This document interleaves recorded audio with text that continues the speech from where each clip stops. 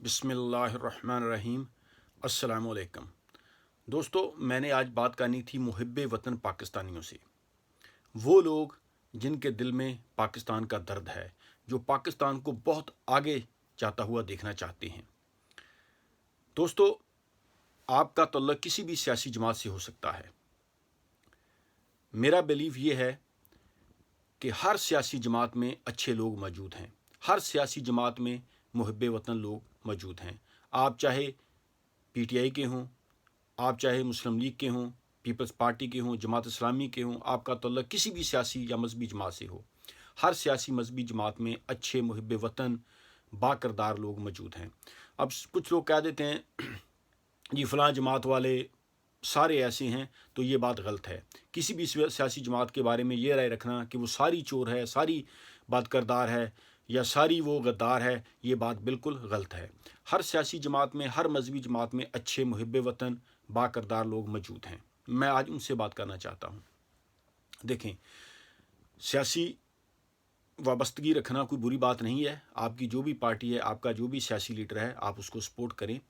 लेकिन मुहिब्बे वतन होने की हैसियत से जो माफियाज़ हैं, जो करप्ट लोग हैं, जो बद करदार लोग हैं, जो पाकिस्तान की मुखालिफ कुव्वतों के लिए काम कर रहे हैं, उनको सपोर्ट अब ना करें।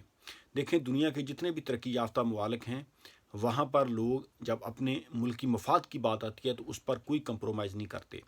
वो अपनी सियासी जमातों को पीछे छोड़ देते हैं, अपने ज़ाती मफादात को पीछे छोड़ देते हैं, फिर वो सिर्फ़ अपने मुल्क की बात करते हैं।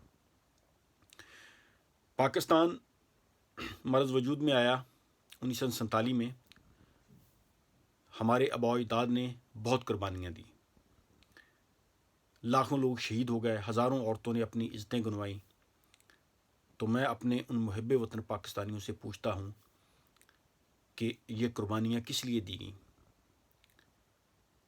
पाकिस्तान को इसलिए बनाया गया था, इसलिए हासिल किया गया था कि यहाँ पर अल्लाह का कानून नाफिज होगा, हाकमियत अल्लाह ताला की होगी, किताबुल्लाह और सुनते रसूल सल्लल्लाहु अलैहि वसल्लम के मुताबिक हम ज़िंदगी बसर करेंगे। अल्लाह का कानून नाफिज होगा इस खत्ते ज़मीन पर।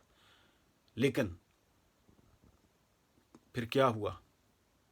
पाकिस्तान में कोई एक कानून मुझे बता दें जिस पर अमल दरामद होता हो और वो कानून इस्लामी हो।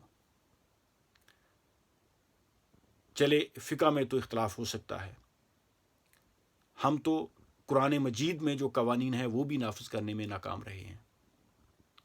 क्या हमारे आबा अजदाद ने लाखों कुर्बानियाँ, लाखों जानों का नजराना इसलिए पेश किया था कि यहाँ पर चंद ख़ानदान जो हैं वो अपनी दौलत बना सकें?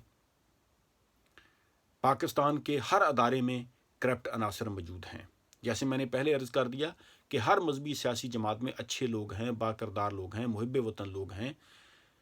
लेकिन अगर सियासतदान जो हैं हमारे, वो मेजॉरिटी उनकी करप्ट है। लेकिन इसका ये मतलब नहीं है कि अगर सियासतदान करप्ट हैं तो पूरी अवाम ही करप्ट है। अवाम तो मिडिल क्लास गरीब तबका जो है वो तो पिछले 70 सालों से पिस रहा है।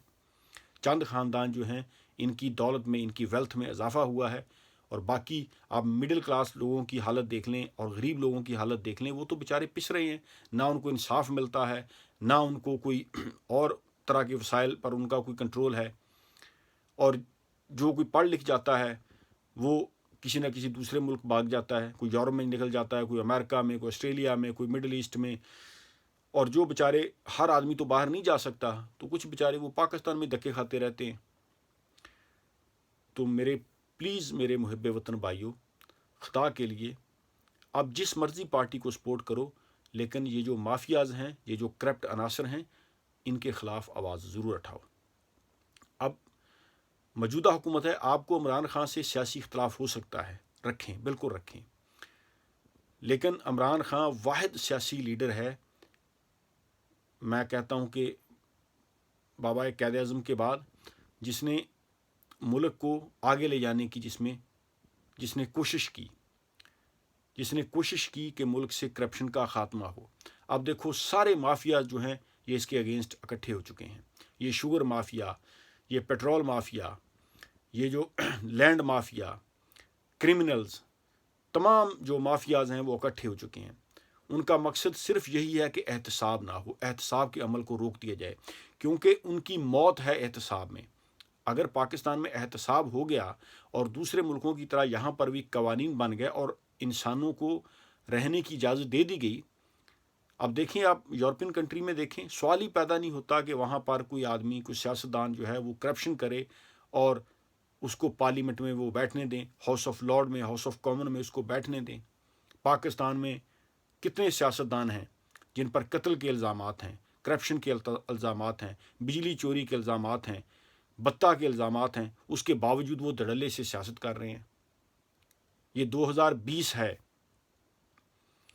تو پاکستان میں اپنے محب وطن بھائیوں سے یہ کہتا ہوں کہ سیاست کے لیے، اپنے ذاتی مفادات کے لیے پلیز پاکستان کے مفادات کو ختم نہ کریں۔ یہ ہمارے آنے والی نسلوں کے لیے بھی درست نہیں ہے۔ اگر آج ہم ظلم کے خلاف آواز ہم نہیں اٹھائیں گے تو پھر ہمارے آنے والی نسلوں کا جو فیوچر جو ہے وہ تاریک ہوگا۔